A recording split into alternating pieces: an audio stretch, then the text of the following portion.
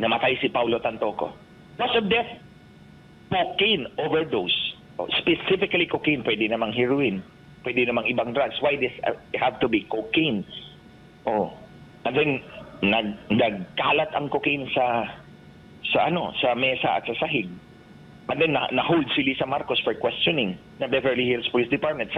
Tingnan niyo, March 8 namatay yun. Hindi siya nakauwi. Tinigdak nila si President Duterte March 11. So I'm led to believe na ginawa talaga nila yon. And I have information na yung babae ang nag-push talaga ng ideya. Ang information ko, si Marcos at si Romualdez umatras. Ang babae ang nag-push na hulihin talaga si President Duterte. Because she needed a cover-up. So ngayon lang natin makikita yan.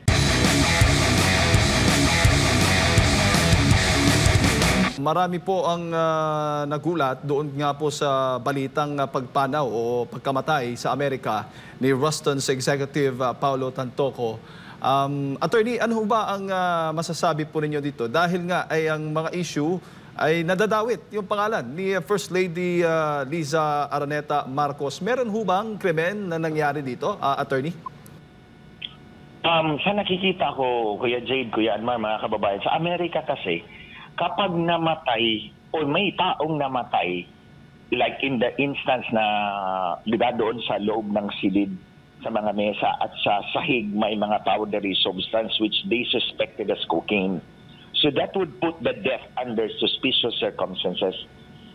May class 2 crime yata yun, yung hindi ka magre-report ng suspicious death within a certain time frame. Kasi ito, in this case, parang namatay yata si Paula Tantoco about 7 hours earlier, and then dumating yung emergency medical services around 1:30 ng umaga. 1:30 ng umaga the following day, if I remember it right. Pagdating nila doon sa silid, nandun na yung mga security ng hotel, nire-revive si Tantoco. So, that 7 hours is already a violation of the crime. Usually it's class B. I'm not sure in California, pero ang penalty niyan fine lang eh. Pero it's a criminal offense. It's a felony yata. Pero fine ang penalty niyan. Pero more than that, yung pagkadawit niya doon and then nandun yung pangalan niya sa police report ng Beverly Hills Police Department surrounding the death of Paulo Tantoco, which now the LA Coroner's Office ruled to be cocaine overdose. Specifically cocaine, cocaine. So, matatandaan natin, let's go back a year or several months before. Matatandaan ninyo, Kuya Jade, Kuya Anmar, nag-live si Cathy Binag and meron na yan siyang sworn statement kasi kinausap ko siya at sinabi ko, i-reduce mo yan into a sworn statement.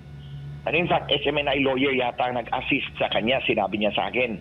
Kasi I was offering to help her pero napunta yata ako ng Amerika and then napunta ako ng Amerika the following day and then pagbalik ko, sinabi niya meron na siyang ginawang sworn statement. Sinabi niya doon sa bahay nila, sa 52 Nara Street, Forbes Park, South Forbes Park. Paglabas niya ng powder room sa foyer, pagpasok mo kasi foyer, tas to the left may powder room.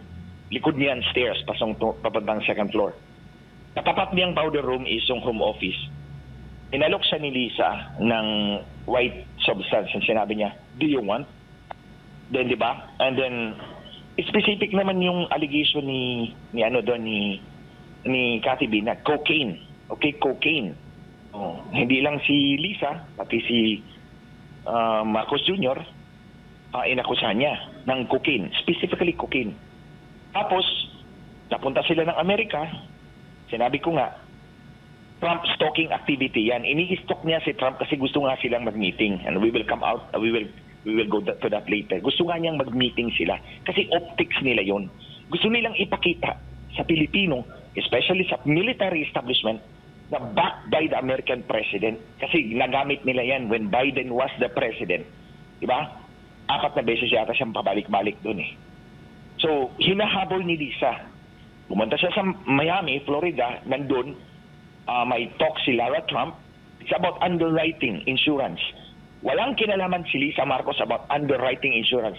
Ni minsan, sa 6 na taong nakasama ko siya, hindi ko narinig yung term na insurance at underwriter sa bibig niya. And all of a sudden, nandun siya. Because they were stalking the Trumps to get that meeting. So kasama doon, sa entourage niya, si Paulo Tantoco. Hindi lang si Paulo Tantoco. Dinidinay ng Malacanang na hindi kasama si Paulo Tantoco sa entourage. Bakit nandun ang asawa niya? Who is the senior deputy social secretary? O senior deputy social secretary. So, hindi naman ma-appoint yan kung hindi malapit sa kanila eh. So, ibig mo bang sabihin ang asawa kasama officially kasi official, government official kasama sa entourage ang asawa hindi? Si Paulo? Kasama yun. Malacanang is denying, is flatly lying. So, pagkatapos niyan, namatay si Paulo Tantoco. Cause of death, cocaine overdose. Specifically cocaine, pwede namang heroin, pwede namang ibang drugs. Why this have to be cocaine? And then nagkalat ang cocaine sa mesa at sa sahig. And then na-hold si Lisa Marcos for questioning na Beverly Hills Police Department. Tingnan niyo, March 8 namatay yun. Hindi siya nakauwi. Tinidnap nila si President Duterte March 11. So I'm led to believe na ginawa talaga nila yon. And I have information na yung babae ang nag-push talaga ng ideya. Ang information ko, si Marcos at si Romualdez umatras. Ang babae ang nag-push na hulihin talaga si President Duterte. Because she needed a cover-up. So ngayon lang natin makikita yan. Opo. Attorney, yung hubang binabanggit po ninyong report ng Beverly Hills Police Department, ayan po yung kumakalat ngayon sa social media. Yan ho ba ay lehitimo? Dahil nga po yung Malacanang mismo nagsasabi o tinatanggi na o tinatawag nga malaking kasinungalingan nga ang ginagawang pagdadawit nga sa First Lady dito nga sa kasong ito. Well, I would have no means to verify kung totoo yan o hindi. But the fact is, nandun siya sa Amerika. They were at the same place and merong mga video showing that they were together in a dinner at the same place, same time, and hindi mawawala sa isipan ko, cocaine. Cocaine ang inakusa sa kanya. Cocaine, ang overdose ng cocaine ang nagyari, nagpigok kay Paulo Tantoco. Yan ang hindi mawawala sa isipan ko. Opo. Sinabi din po ng palasyo kahapon na yung mga aktibidad po na dinaluhan ng First Lady noong March 8, nakasama pa niya si Tourism Secretary Cristina Frasco. That's irrelevant. That's irrelevant, immaterial, impertinent. Walang kinalaman. Bakit? Diyos ba si Frasco na pag sinabi ni Frasco, magkasama kami ni Lisa Marcos, that's the gospel truth? Hindi. It does not follow. That's a fallacious statement. That's a fallacious argument. Na papakita mo yung picture na nandun si Cristina Frasco. Anong credibility ni Cristina Frasco? Diyos ba siya? That she can vouch for the presence and innocence of Lisa Marcos? It does not necessarily follow. Mali yung argumento ni Auntie Claire.